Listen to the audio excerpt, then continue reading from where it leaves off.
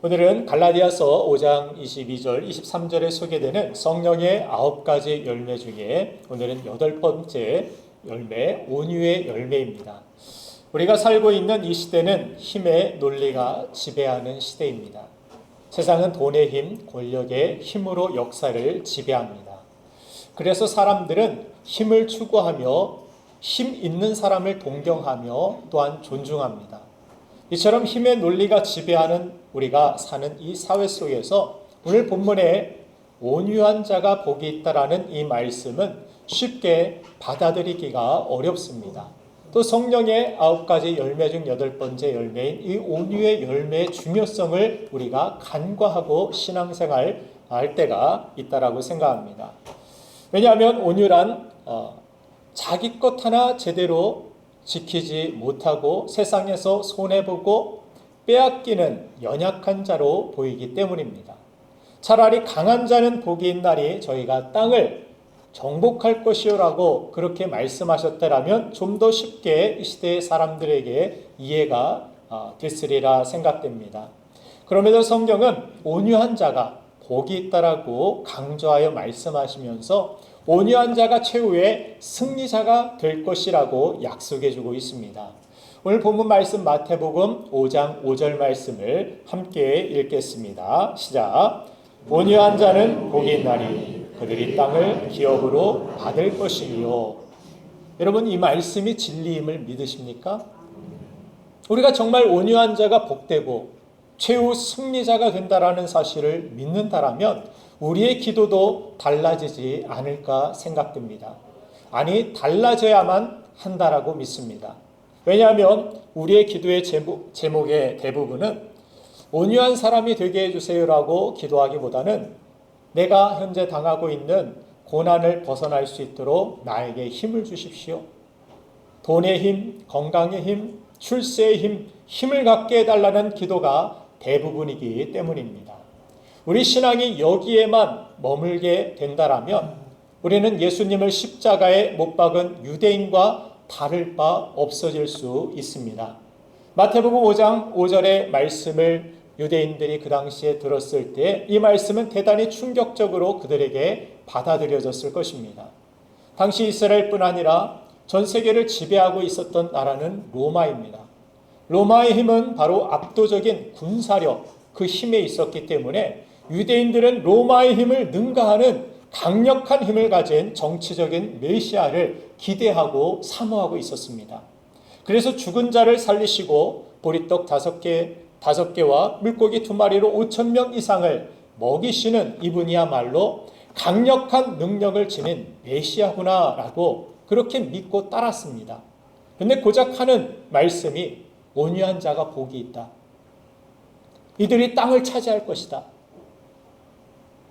하나님의 성품, 온유함을 가져야 된다.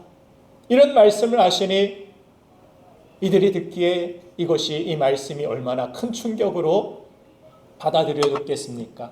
그래서 결국 자기들의 원함과 다른 예수님을 버리게 되고 예수님을 십자가에 못 박아 죽이라고 외치는 유대인의 무리가 되었음을 성경은 우리에게 보여주고 있습니다.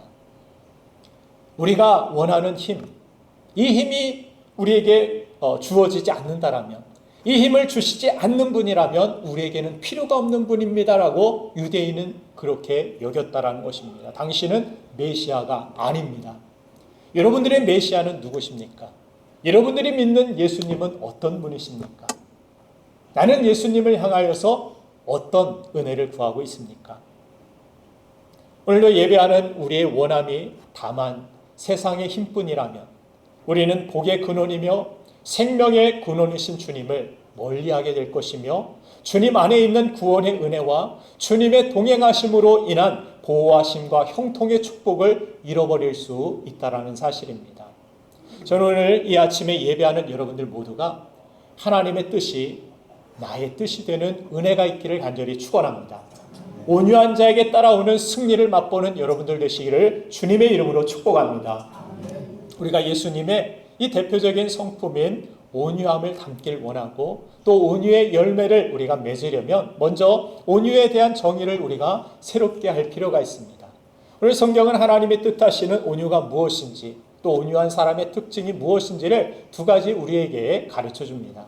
그 첫 번째로 하나님의 축복을 기다리는 것, 그것이 온유한 사람의 특징임을 가르쳐 주고 있습니다.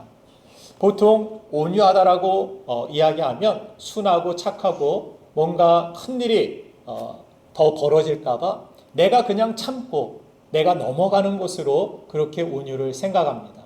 그러나 이것은 주님의 성품인 온유와 거리가 먼 것입니다.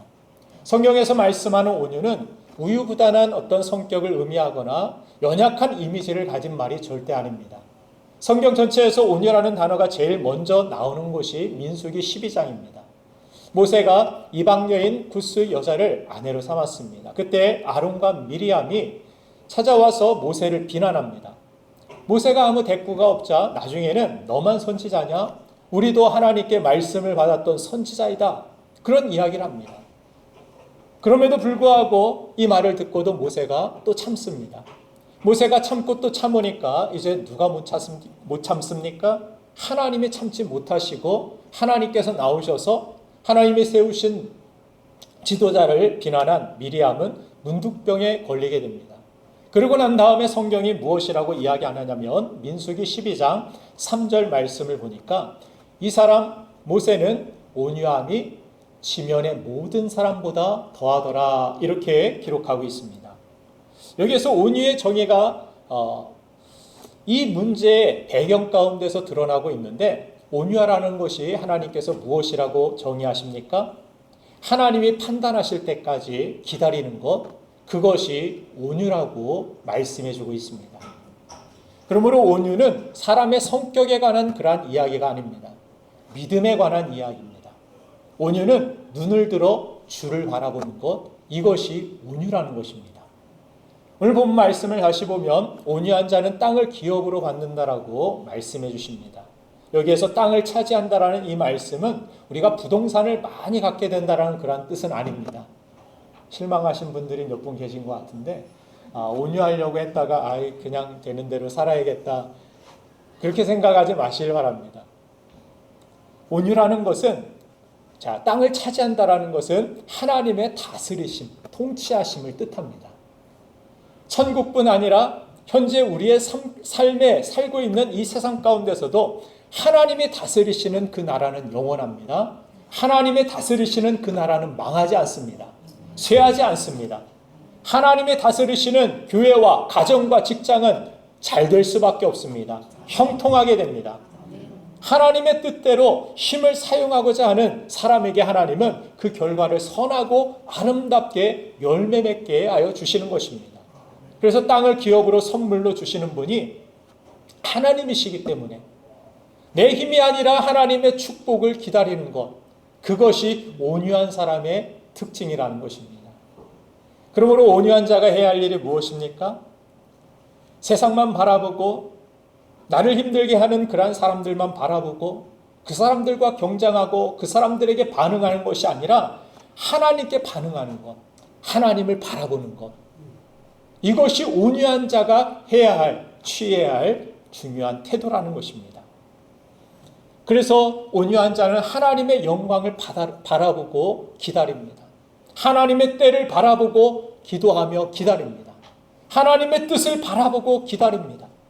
하나님의 일하실 것을 기대하며 기다립니다. 그렇게 하나님 앞에 하나님을 바라고 하나님을 구하고 하나님께 반응하는 사람만큼 강한 사람은 없다라는 것입니다. 그래서 온유라는 것은 하나님을 바라고 하나님을 기대하고 하나님 때문에 참고 하나님 때문에 이 모든 일들을 내 힘으로 내 성격대로 할 수 있지만 하나님 앞에 남겨두고 하나님 앞에 맡겨드리는 것, 하나님의 일하심을 기다리는 것, 하나님의 심판, 하나님의 판단을 기다리는 것, 그 사람보다 강한 사람은 없다라는 것입니다. 내 힘은 한계가 있지만 하나님의 힘은 무궁무진하며 하나님의 힘은 누구도 막을 수 없는 전능하신 하나님의 힘이기 때문에 그래서 하나님을 대하는 사람만큼 무서운 사람이 없는 것입니다. 하나님을 대하는 사람만큼 강력한 사람은 없는 것입니다. 그래서 마귀는 하나님으로부터 여러분들을 분리해내려고 하는 것입니다. 죄가 무엇입니까? 죄의 의미라는 것은 하나님과 단절된다라는 것을 뜻합니다. 하나님과 분리시키면 우리는 아무것도 아닙니다. 죄 가운데 살다가 죄의 종로를 타다가 결국에는 지옥의 형벌에 떨어지게 될 수밖에 없는 우리는 연약한 자입니다.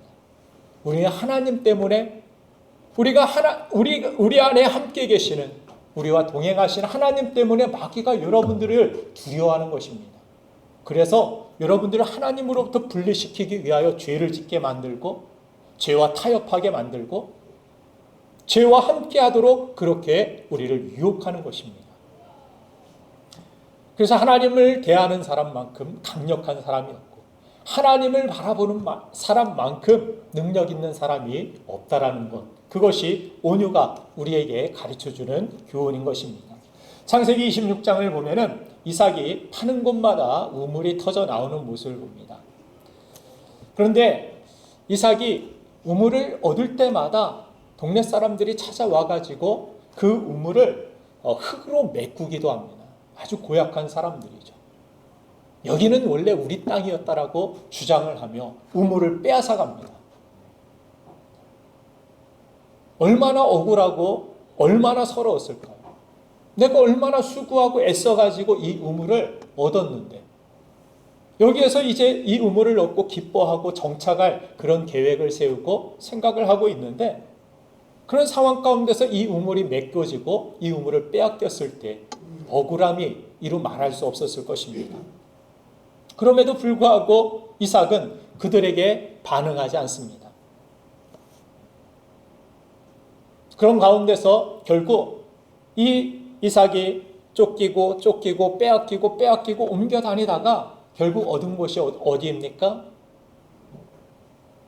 그가 20절 창세기 26장 20절 말씀을 보니까 그날 목자들이 이삭의 목자와 다투어 이르되 이 물은 우리의 것이라 하며 이삭이 그 다툼으로 말미암아 그 우물 이름을 에색이라 하였으며 에색, 다툼이라는 그런 뜻입니다.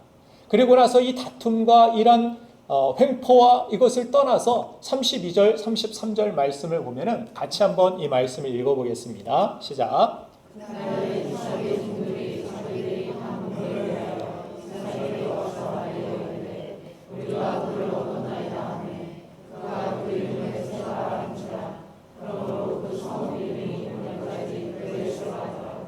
아멘. 부엘세바라는 그러한 우물을 얻게 됩니다. 부엘세바는 지금까지도 이스라엘에 남겨져 있고 얼마나 물이 풍성하게 흐르는지 모릅니다. 이스라엘에서 가장 풍성한 곳이 물이 풍성한 곳이 이 부엘세바라는 곳입니다. 성지순례 가면은 이 부엘세바가 이렇게 물이 충만하게 된 이유를 여러분들은 아는 척 하셔도 좋습니다. 누구 때문에? 이삭 때문에. 이삭의 온유함 때문에. 빼앗겨도 하나님이 채워주실 거야. 하나님께서 공급해 주시는 나의 인생. 하나님만 바라고 하나님만 구하고 세상 사람들이 봤을 때 이삭을 따르는 종들이 봤을 때는 답답하고 우리 주인 정말 이 일 하나 해결도 못하고 맨날 빼앗기기만 하고 맨날 손해만 보고 정말 형편없는 사람같이 보였을지 모르겠지만 이삭에게는 하나님의 풍성함, 모든 것들을 풍요하게 채우시는 약속을 나에게 주신 하나님이 계셨기 때문에 일일이 사람들에게 반응하지 아니하고 그는 모든 상황 속에서 하나님만을 바라보고 하나님의 약속을 붙들고 믿음으로 살았습니다. 결국 그는 부엘세바라는 곳에 이르러서 놀라운 우물, 정말 풍성한 물이 흐르는 그러한 우물을 발견하게 됐고 그를 공격했던 사람들이 오히려 그 이삭에게 찾아와서 화친을 요구합니다. 우리와 화평을 구하자라고 그렇게 손을 내미는 모습을 보게 됩니다. 결과적으로 누가 승리자가 되었고 누가 가장 좋은 것을 얻게 됩니까? 하나님 앞에 온유한 자, 하나님 앞에 소망을 두고 하나님을 기대하고 나를 힘들게 하고 나를 아프게 하고 나에게 상처 준 사람이 있었지만 그 상처 가운데 그 사람들을 우리가 생각하고 그 과거에 머물지 아니하고 나를 복되게 하시는 하나님을 기대하며 하나님께 소망을 두고 믿음으로 믿음의 발걸음을 향하여 하나님을 향하여 나아갔던 이 이삭, 하나님께서는 누구보다도 풍성한 우물을 얻게 하시고 풍성한 하나님의 축복과 하나님이 주시는 통치하심, 그 땅을 차지하게 하시는 것을 성경은 기록하고 있습니다. 사랑하는 여러분들, 이것이 지혜입니다. 우리의 지혜는 우리의 지혜, 우리의 힘으로, 우리의 능력으로 세상의 어떤 문제와 사건들을 일일이 반응하는 것이 아니라 나에게 가장 좋은 것을 주실 수 있는 것. 이 세상 가장 큰 힘과 능력을 가지신 전능하신 하나님을 향하여서 믿음의 눈을 드시고 믿음으로 하나님을 기다리며 하나님의 판단과 하나님의 심판과 하나님의 구원과 하나님의 은혜를 기다리는 것, 그것이 온유임을 기억하시고 정말 우리 사랑하는 모든 신부 가족들이 온유한 하나님의 사람 되기를 주님의 이름으로 축원합니다. 온유한 자가 되어 하나님께서 그 땅을 차지하게 하시는 놀라운 축복을 얻게 되기를 주님의 이름으로 축복합니다. 두 번째, 온유한 사람의 특징은 바로 하나님 말씀으로 통제된 힘을 가진 사람이라고 성경은 말씀합니다. 온유라는 것이 헬라어 성경에 프라우테스라고 그렇게 사용되고 있습니다. 이 말의 어원적인 배경을 보면은 벌판을 마구 달려 질주하던 힘이 센 야생마를 교통수단으로 사용하기 위해서 훈련하여 길들이게 됩니다. 결국 이 사나웠던 야생마가 온순하게 주인의 뜻을 따르게 됐을 때 프라우테스, 즉 온유하다라고 선언하게 됩니다. 벌판을 질주하던 이 야생마를 길들여서 교통수단으로 쓰여지기 이전에 야생마는 자기가 원하는 대로 자기의 힘을 사용하였고 자기의 힘이 닿는 곳까지 달려나아갔던, 누구의 통제도 따르지 아니하였던 이 야생마가 비로소 온유한 야생마가 되었을 때 주인의 뜻대로, 주인이 원하는 대로 그렇게 선하게 선용되게 되었다라는 사실을 성경은 우리에게 보여주면서 우리의 삶도 마찬가지라는 것입니다. 내가 가진 힘과 능력이 하나님의 말씀으로 통제되어 사용될 때 그것이 아름다운 것이고 그것이 바로 온유라는 것을 성경은 말씀해 줍니다. 통제되지 않은 그러한 힘이 얼마나 큰 재앙이 되는지, 수해의 그러한 여러 가지 장면들을 바라보면서 우리는 자연이 통제되지 않을 때 수많은 생명이 앗아갈 수도 있다라는 사실을 깨닫게 됩니다. 아무리 아름답고 아무리 좋아 보이는 것이라 할지라도 그것이 통제를 벗어나게 될 때 그것은 두려움으로, 공포로, 재앙으로 우리에게 다가오게 됩니다.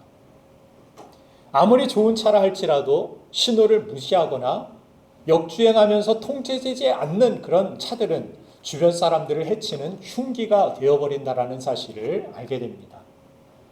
성경에서 통제되지 않는 힘의 대표적인 그런 예가 바로 삼손이었습니다. 하나님께서 남보다 더 많은 힘을 그에게 주셨습니다. 사사로서 이스라엘을 지키고 구원해 내기 위하여서 하나님께서는 삼손이라는 나시리를 통하여서 큰 힘을 주셨습니다. 그런데 삼손은 그 힘을 가지고 자기 멋대로 정욕대로 사용하다가 비참한 인생으로 전락되어지게 되는 것을 성경은 보여줍니다. 온유함이 함께 가지 않으면 그 가진 힘 때문에 결국에는 그 사람이 변질되어지고 부패한 인생이 될 수 있음을 성경은 우리에게 보여주는 것입니다. 모세도 통제되지 않는 자기 생각, 자기 뜻대로 힘을 사용하였을 때 그는 좋은 생각을 가졌지만 좋은 생각과 힘이 만나면 좋은 것이 열매 맺는 것이 아니라 오히려 살인자가 되었고 그는 도망자가 되었고 그는 비참한 신세로 전락하게 되었다는 것을 보게 됩니다. 우리는 좋은 생각만 있으면 되지, 좋은 생각 가지고 힘을 사용하면 되지 이렇게 생각하지만 힘은 그렇게 사용하는 것이 아닙니다. 힘은 하나님이 우리에게 주신 그 힘을 주신 능력과 재능을 주신 그분의 뜻에 합당하게 통제되어 사용되게 될 때 그 안에서 아름다운 열매가 있고 다른 사람들을 살리고 세우는 그런 힘, 그런 능력이 된다라는 사실을 성경은 우리에게 보여줍니다. 그러므로 온유함이 함께 가지 않는 힘이 나에게 있다라면 그것은 오히려 나를 더 변질되게 하고 부패하게 만들 수 있다라는 사실, 이것을 우리가 깨닫게 될 때 이 온유함이 얼마나 중요한지, 통제된 힘을 가지고 우리가 사용하는 것이 얼마나 중요한지를 알 수 있는 것입니다. 여러분들, 하나님께서 부르신 백성에게 힘을 주신 이유는 내 힘 가지고 힘 자랑하라고 삼손처럼 주신 것이 아닙니다. 힘 가지고 내 멋대로 정욕대로 내가 원하는 대로 사용하다가 썩어지라고 우리에게 주신 것이 아닙니다. 힘을 가지고 힘이 없는 자들을 구원해내고 그들을 세우고 이스라엘을 지키기 위하여서 하나님께서 삼손에게 힘을 주셨듯이 그들을 구원해내고 살리기 위하여서 성도들에게 하나님께서는 은사, 하나님께서는 그들에게 특별한 힘과 능력을 주신다라고 성경은 말씀해 줍니다. 여러분들은 은사를 왜 갖기를 원하십니까? 왜 하나님 앞에 힘을 구하고 계십니까? 왜 하나님께서 능력을 주셨으면 좋겠습니까? 배불리 많이 다른 사람들보다 많이 먹기 위하여서, 다른 사람들보다 이 세상 어떻게든 오래 살기 위하여서, 힘이 필요한 여러분들의 목적, 이유, 비전이 무엇입니까? 정말 주인의 뜻에 합당한 그런 비전과 뜻을 여러분들이 가지고 계십니까? 그것은 우리가 그릇을 준비하는 것과 같습니다. 하나님께서 사용하시고자 하시는 그러한 뜻에 합당한 그릇이 될 때 하나님께서는 그 그릇 위에, 그 그릇 속에 풍성한 하나님의 은혜와 축복을 부어주시는 것입니다. 토기장이의 뜻대로 우리가 뜻을 알고 그 뜻에 합당하게 우리가 그 그릇을 준비하게 될 때 우리는 그 토기장이에 아름답게 쓰임받는 그릇이 됨을 성경은 우리에게 말씀해 주고 있습니다. 그래서 우리 교회와 성도들에게도 힘이 필요합니다. 여러분들, 하나님 앞에 힘을 구하세요. 그러나 제대로 된 힘을 구하시길 바랍니다. 생명을 구원해내기 위한 힘이 우리에게 필요함을 여러분들 아시고 구하시길 바랍니다. 다른 사람들을 섬기고 돕기를 원합니다. 그런 갈망이 여러분들 안에 있어야 돼요. 교회의 연약한 모습이 보입니까? 그런 갈망이 있어야 돼요. 주님, 저에게 힘 주셔서, 주님, 저에게 능력 주셔서 이 교회를 건강하고 아름답게 세우기를 원합니다. 그런 간절한 간구가 여러분들 안에 있어야 됩니다. 이런 온유의 마음, 이런 부드러운 마음이 우리 안에 생기게 될 때 그때 찾아오는 것이, 따라오는 것이 무엇이었습니까? 성경은 그것을 부흥이라고 이야기합니다. 하나님은 우리 속사람부터 변화시키시고 우리 속사람의 제대로 된 소망, 제대로 된 소원, 이것을 품게 하시고 이것을 위하여 기도하게 하십니다.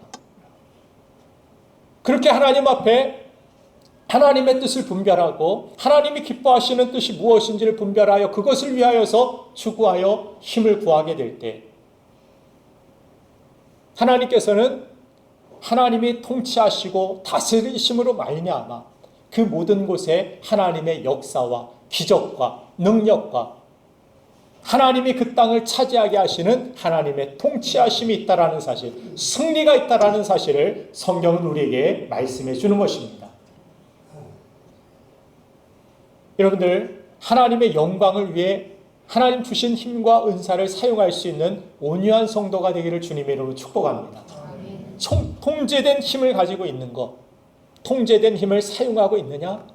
그것이 온유한 자의 특징이라는 것입니다. 여러분들, 이 온유함의 클라이막스는 바로 십자가입니다. 예수님께서 나의 원대로 마옵시고 아버지의 원대로 되기를 원하나이다, 그렇게 기도하시고 아버지의 원대로 십자가에서 죽기까지 복종하시는 그 온유함을 십자가에서 우리에게 보여주신 것입니다. 그리고 그 온유함을 통하여서 하나님의 뜻이 이 땅에 이루어졌고 예수님 때문에 우리가 하나님의 나라를 유업으로 얻을 수 있게 되었습니다. 그래서 온유의 최고봉은 생명을 살리는 십자가라는 것입니다. 예수님께서는 나는 온유하고 겸손하니 나에게 와서 멍에를 메고 내게 배우라고 주님은 말씀해 주셨습니다.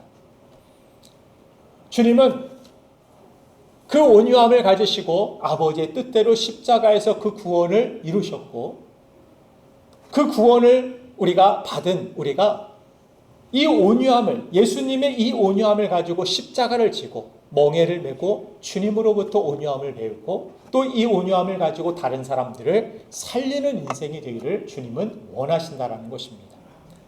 전도가 무엇입니까, 여러분들? 전도는 어려운 것이 아닙니다. 아는 사람이 모르는 사람이 가르쳐 주는 것, 그것이 전도입니다. 홍수가 났을 때, 재해가 났을 때 어디가 탈출구인지, 어디로 가야 살 수 있는지 알지 못하는 사람에게 이곳으로 오셔야 됩니다. 이 난간을 붙들고 있으셔야 됩니다. 그래야 살 수 있으며 차 밖으로 나가야 됩니다. 누군가가 그곳에서 외치는 모습을 뉴스를 통하여 우리는 볼 수가 있었습니다. 그 이야기를 듣고 빨리 나와서 그 지시를 따라 난간을 붙들고 있었던 사람들이 살아남을 수 있었다라고 이야기하는 것을 들을 수 있었습니다. 또한 그곳에서 누군가가 손 내밀어 줬을 때 그 손을 붙들고 살아남은 생존자의 이야기들도 우리가 뉴스를 통하여 접할 수가 있었습니다. 어떤 사람의 정말 상처난 그런 이 손을 보고서 제가 큰 감동을 받았습니다. 큰 또한 도전을 받았습니다.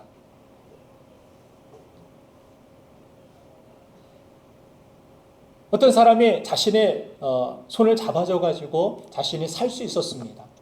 그러면 꼭 붙들고 자기 혼자 살기도 버거울 텐데 물에 휩쓸려 떠내려가는 그 사람을 보았을 때 살아남은 그 사람이 자신의 손을 또 내밀어서 세 사람이나 살리고 자신의 손이 부르트고 까지고 피가 흐르는 그런 모습이 사진에 찍혀서 올라온 것을 보았을 때 전도란 이런 것이구나. 이 사람은 정말 온유한 사람이구나. 자신의 힘을 가지고서 생명을 살리는데 손을 내미는, 자신의 힘을 가지고 자신만 살기 위하여서 난간을 붙들고 있을 수도 있었을 텐데 한 손 붙들고 급류가 휩쓸리는 그곳에서 자신도 떠내려갈 수 있는, 이 사람 손 놓지 않으면 자신도 위험할 수 있는 그 상황 속에서 20대 되는 그 여성분이 아저씨 손 놓으세요. 저 힘이 없어서 죽을 것 같아요. 저 손 놓아주세요. 그 두 사람이 그렇게 힘이 버거워서 그 손을 놓칠 수밖에 없는 그 상황에서도 죽을 힘을 다해서 한 손으로 난간을 붙들고 그 여성의 손을 붙잡아서 그 사람을 살려냈습니다. 그래서 그 사람과 그 여성과 그 어머니가 그분에게 너무나도 감사하고 너무나도 고맙다고, 날 포기하지 않아서, 그 순간에도 내 손을 놓치지 않아서 내 손을 붙들고 계셔서 너무 감사하다고. 주님은 십자가에서 우리를 위하여서 물과 피를 다 흘리시기까지 나를 살리시기 위하여, 하나님의 뜻을 이루시기 위하여 그 온유함을 가지시고 그분이 가진 모든 물과 피를 다 흘리시고 죄 없으신 그분께서 십자가에서 모든 것들을 나를 위하여서 다 흘려주셨습니다. 그 피 묻은 손으로 우리를 구원해 주셨고 우리를 건져주셨듯이 죄 가운데 건져주신 구원의 은혜를 우리에게 허락하여 주신 주님을 믿고 의지하는, 주님을 따르는 주님의 제자라면, 주님의 백성이라면 이제 우리도 나 혼자 구원받기 위하여서, 나 혼자 잘 먹고 잘 살기 위한 난간 붙들고 주님 주신 구원의 은혜와 그 힘을 가지고서 나만을 위하여 사용되는 그런 인생이 아니라 주님 보여주신 그 온유함을 우리도 배워서 다른 사람들에게, 죽어가는 영혼들에게, 물살에만 사람들이 죽어갑니까? 알지 못하지만 그 영혼들은 지금도 죽어가고 있고, 이 세상 누구든지 이 세상 태어나면서부터 사망의 선포가 우리에게 주어지지 않았습니까? 우리는 다 시한부 인생 아닙니까? 다 죽음을 향하여 달려가고 있습니다. 그러나 그 죽음 가운데 우리를 구원해 내어주신 그 주님의 손, 그 못자국난 그 손을 붙들고 우리는 구원받았습니다. 그러면 이제 우리는 구별된 백성이니 우리만 구원받자, 이것이 아니라 떠내려가는 그 영혼들에게 손 내밀어 줄 수 있는, 그들에게 복음을 전해주고 그들이 살 수 있는 길이 무엇인지를 알려줄 수 있는, 모르는 사람에게 아는 사람이 알려주는 것, 그것이 전도입니다. 사랑하는 여러분들, 저와 여러분들의 삶이 이렇게 주님 보여주신 그 온유함으로 하나님의 뜻대로 나에게 주신 은사와 그 힘들이 아름답게 통제되어 하나님이 기뻐하시는 열매를 맺고 생명을 살리고 구원하는 데 쓰임받는 저와 여러분들이 되기를 주님의 이름으로 축원드립니다. 이 시간 우리 함께 기도하겠습니다.